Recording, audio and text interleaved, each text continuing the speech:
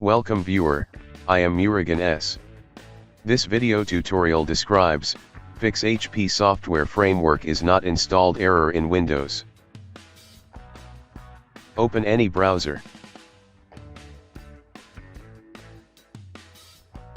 Type CASL space, setup space, HP browser search bar.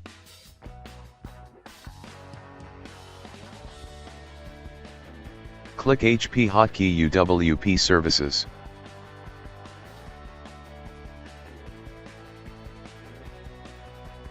Click CASL setup.exe.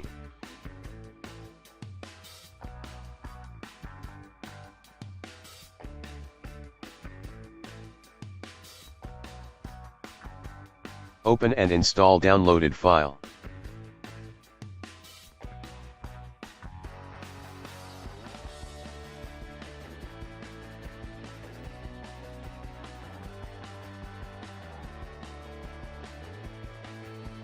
I hope this video tutorial helps to you. Please like, share and don't forget to subscribe my channel. Thank you very much. See you next video.